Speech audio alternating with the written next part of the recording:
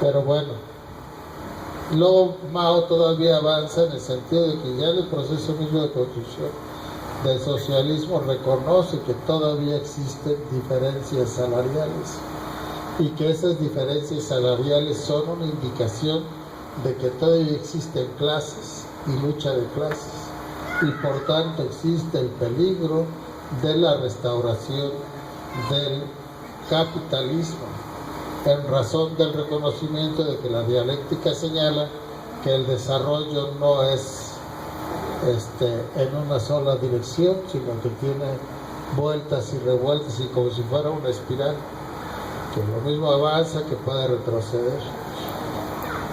Y en este caso previene sobre el peligro de restauración y establece lo que llama él un método para eliminarlo, para combatirlo, y es el método de la gran revolución cultural proletaria, donde lo más importante, señala él, no es quitar del poder a las gentes que son partidarias de restablecer el capitalismo.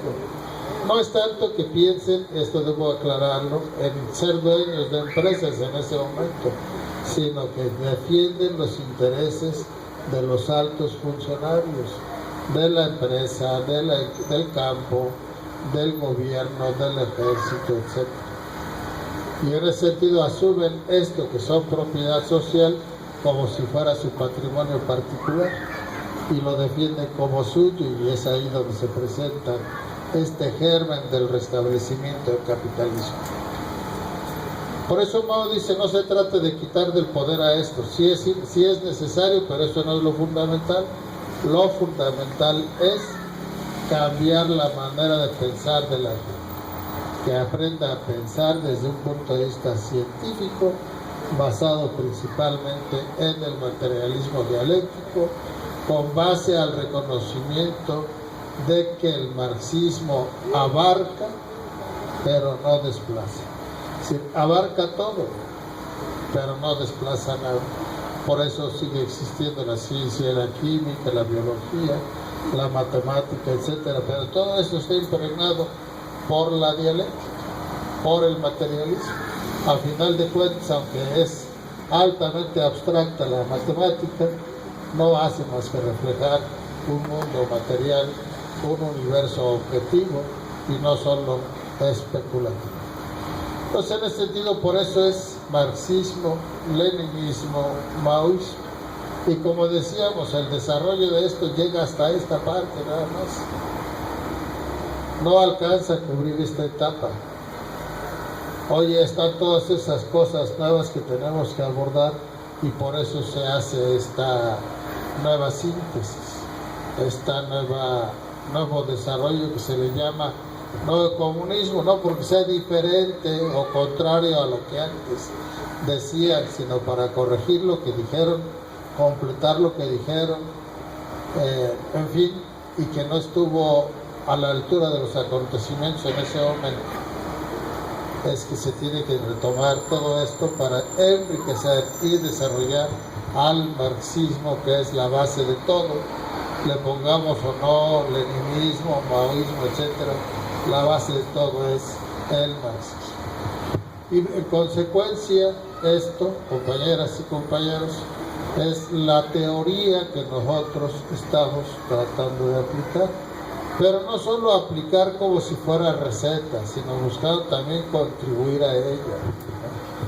No pretendemos erigirnos en los grandes teóricos, sino en qué manera nuestras bases, nuestras luchas, aportan con sus hechos concretos cosas que puedan servir para enriquecer la lucha.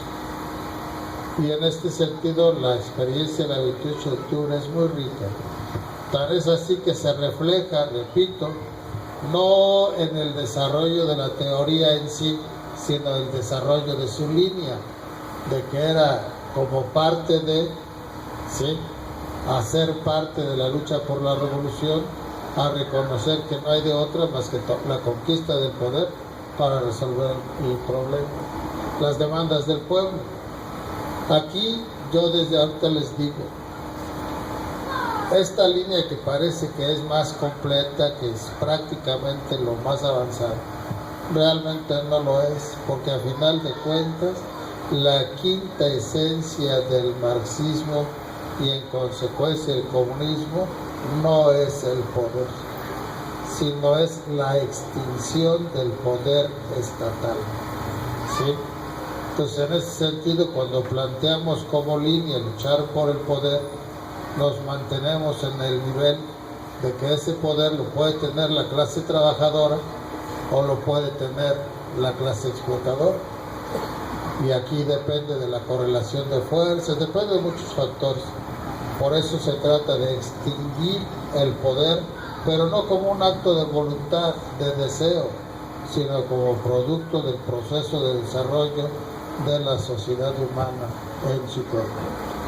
Entonces, esa es la manera de cómo aplicamos esto y nos permite entender mejor el marxismo, porque no lo vemos nada más de manera libresca, sino el calor concreto de la lucha específica particular de los vendedores en este caso, que en mi caso no es solo de los vendedores, pero bueno, en el caso de los vendedores en este caso particular, pero en general de la lucha de clases como la clase trabajadora contra la clase explotadora y de la lucha nacional de la nación o pueblo de México contra la dominación y el saqueo imperialista, de donde, por cierto, es importante reconocer que el imperialismo no es una cosa externa a nuestro país, sino está dentro de nosotros mismos. Por ejemplo, el asunto del petróleo. Nuestro petróleo, porque se lo llevan ellos, lo ocupan, entre otras cosas, para mover su maquinaria de guerra por el mundo. Pero además, al llevarse el petróleo, nos privan a nosotros de medios para poder desarrollarnos más y mejor como país. No podemos construir escuelas, hospitales y eso, porque las ganancias de esto se las llevan los imperialistas y sus socios mexicanos. Entonces está aquí adentro, no es algo externo. Para poder sacudírnoslo, tenemos que quitar del poder a los que posibilitan que estas cosas sean, como los que promovieron la reforma energética y finalmente no es que la hayan aprobado, sino que la impusieron en el Congreso de la ONU. Y en ese sentido, luchar contra el imperialismo en México, aquí y ahora, significa luchar contra este Estado burgués terrateniente que le abre la puerta a que estos se metan hasta la médula de nuestros huesos. Tenemos que acabar, y la única manera es que el pueblo se unifique, se organice y luche, pero no cada cual por su lado, sino como un solo ente bajo una sola dirección. Y aquí es donde nos falla el problema de la contradicción que decían los compañeros. Tanta gente, tantas opiniones diversas, muchas contradictorias, también tiene que ver con un poco el ego personal de quienes los proclaman, ¿no? De que no falta quien se siente el poseedor de la verdad, el ombligo del mundo, etc. Pero eso, a final de cuentas, en esencia no es más que reflejo de que el pueblo de México no es un ente monolítico. El pueblo de México es un conjunto de clases. Tenemos a la clase del proletariado, a la clase del semiproletariado, a la clase del lumpenproletariado, a la clase de la pequeña burguesía en sus tres fracciones, baja, media, alta, y tenemos a la burguesía media o nacional, y dentro de cada una de estas hay pequeñas fracciones.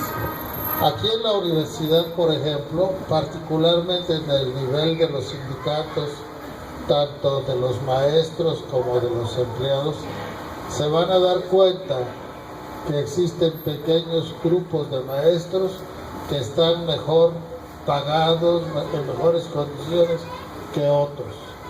Lógicamente que los intereses de cada uno de estos grupos son sustancialmente diferentes, aunque en la clase a la que corresponde sea lo mismo. Pero esta diferencia en las condiciones objetivas de la sociedad, de la clase en la que se desenvuelven, hace que se den este tipo de diferentes opiniones, muchas veces contradictorias, tan simple como el hecho. La burguesía media o nacional, que nada tiene que ver con los grandes corporativos, por ejemplo, Maseca, comparada con las tortillerías de la gente, incluso que tienen 3, 4 tortillerías, son distintas, pero díganles a los dueños de esas tortillerías si estarían dispuestos por su voluntad a compartir con sus 50 o 100 trabajadores las ganancias. Pues les van a decir que no, que los dueños son ellos y que únicamente les van a pagar quizá mejores salarios, pero hasta ahí. Entonces, ¿qué significa esto? Que esta pequeña burguesía, esta burguesía que ahorita es víctima de la gran burguesía vinculada al imperialismo, está del lado del pueblo solo por eso, porque es también oprimida por los imperialistas, ¿sí? Pero no está dispuesta a eliminar la explotación del trabajo. Los trabajadores asalariados querrán mantener la explotación, pues quieren acabar con la explotación, entonces necesitan acabar con la explotación. Por eso es que en el seno del pueblo estas dos clases no solo tienen diferentes opiniones, sino son posiciones radicalmente contradictorias, y que si ahorita coinciden es porque están enfrentando al mismo enemigo, que es el imperialismo y sus partidarios o sus sirvientes en el país. Pero una vez resuelto eso, los actualmente explotadores que están en condiciones de oprimidos se van a querer erigir como la nueva clase explotadora dominante. ¿Y los trabajadores lo tienen que permitir? Pues no, ahí va a haber una bronca. Entonces, en ese sentido, este es un ejemplo, pues, de cómo en esa diversidad de opiniones, de intereses, tenemos que desarrollar la capacidad para reconocerlos de acuerdo a la posición de clase, no solo a la ubicación de clase, sino a la posición de clase. ¿Por qué la posición de clase? Muchos de ustedes han de saber que Federico Engels era hijo de industrial, él mismo era un industrial en Inglaterra, era un burgués. Su ubicación de clase era la clase burguesa, la clase explotadora, pero su posición de clase era acabar con la explotación. Por eso es importante tener esa diferencia. Y de acuerdo con lo que decíamos hace un rato respecto de que los obreros, los trabajadores, buscan acabar con la explotación, por eso Marx, desde que reconoció esto en el manifiesto del Partido Comunista, manifiesto comunista, que se publica en 1848, dice con toda claridad: el proletariado inscribe en sus banderas no mejores salarios o trabajo igual, salario igual, sino acabar con la explotación, acabar con el trabajo asalariado, ¿sí? Pues acabar con la explotación, pues esa es una cuestión que tenemos que desarrollar, y ahorita no hay quien la desarrolle. Entonces, dentro del pueblo, de las clases del pueblo, también hay una lucha de clases. Los intereses y objetivos de cuál de las clases que integran al pueblo van a encabezar a todo el pueblo en la lucha contra los imperialistas y los neoliberales mexicanos. ¿Sí está claro? Entonces, en ese sentido, pues tenemos que, y eso se expresa ahorita en la situación del cambio de gobierno, debemos darnos por satisfechos nada más porque llega Andrés Manuel López Obrador a la presidencia, o no.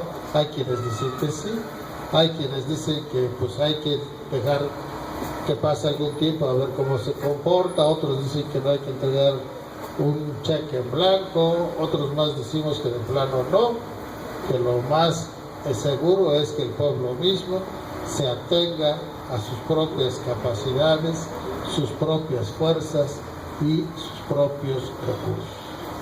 Entonces, en ese sentido, compañeros, está este asunto ahorita vigente, está efervesciendo muy grandemente y tenemos que desarrollar esta capacidad. El problema es que no lo tenemos.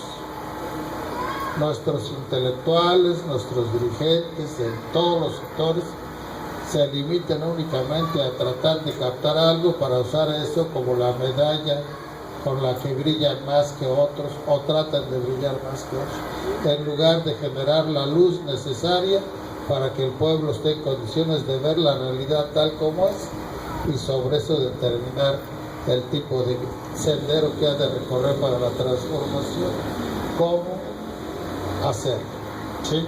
Y también bajo qué banderas hacerlo, ¿no? Las propias o las ajenas, o peor aún, las contrarias disfrazadas de amigas, ¿no? Porque ese es el problema.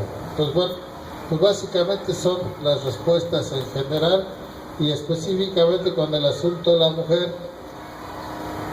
A lo mejor nosotros no hemos sido muy enfáticos, pero siempre, por lo menos cada 8 de marzo lo decimos, la 28 de octubre es más mujer que varón, ¿sí?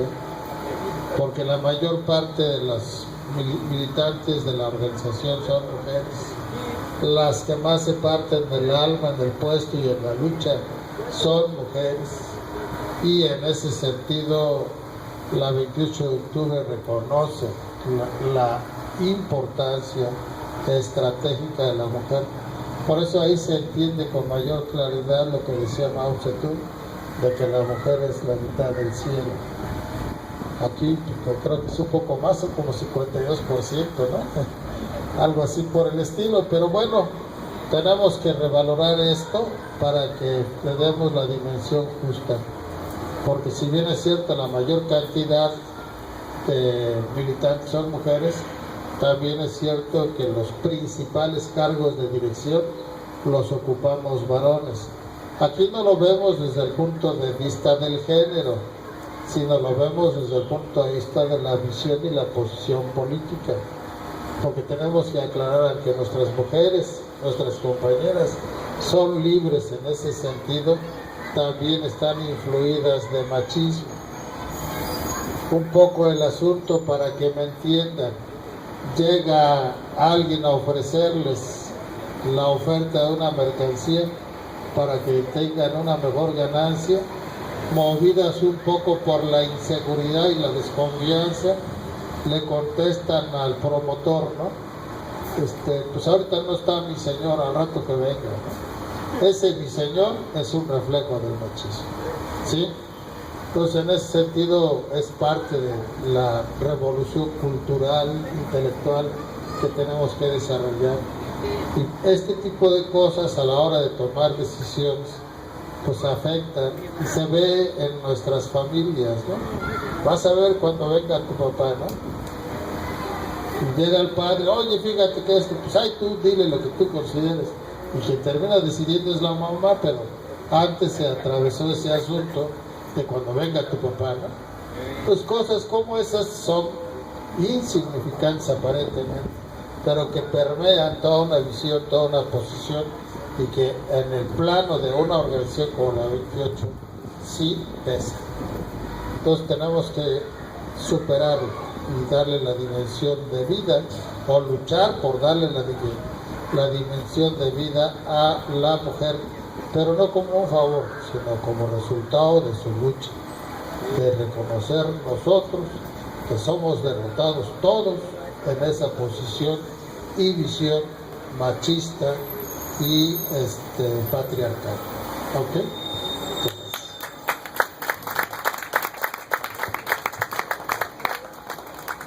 Agradecemos nuevamente su participación.